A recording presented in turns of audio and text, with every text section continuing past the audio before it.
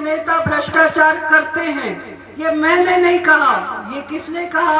कांग्रेस की सांसद ने कहा है कि कांग्रेस के नेता भ्रष्टाचार करते हैं। ये मैं नहीं कह रही हूँ। और ये बात वो आए बाएं करके नहीं बोली है, सीधी सादी होने के कारण सच्ची बोल गई है। और उन्होंने कहा कि मैं पाक साफ हूँ।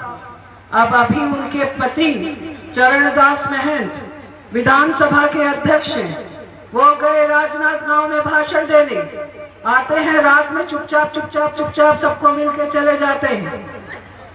कुछ पता नहीं चलता है कितना काम किए हैं आपके यहाँ पर। कंबल ओढ़कर घी पीना कोई सीखे तो वो इनके पति चरणदास महंत जी से सीखे।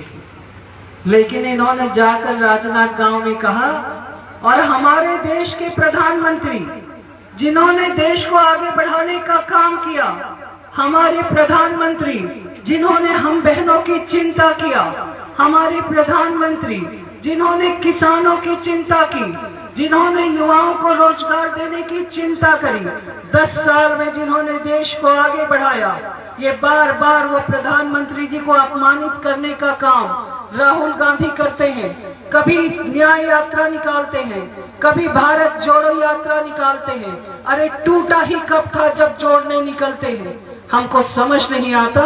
उसी लाइन पे ये चरणदास महंत जी ने कहा कि भूपेश बघेल जाएंगे तो वहां पर प्रधानमंत्री जी के सिर पर लाठी मारेंगे, उनके मूड़ी को फोड़ देंगे, कहते हैं। ये प्रधानमंत्री जी के ऊपर ऐसा आक्षेप करने वाले चरणदास महंत जी को मैं कहना चाहती हूँ कि हम सबको गुजरना पड़ेगा। हम सब लोगों के हजारों करोड़ों कार्यकर्ता नहीं, 150 करोड़ 140 करोड़ जनता उनके सामने खड़ी है और जनता इसका जवाब उनको जरूर देगी। चरणदास महंत में ये ताकत नहीं है और ऐसा कहने वाले इनके बुद्धि और विवेक का दिवाला निकल गया है। कांग्रेस के नेता अपनी हार से बौखला गए।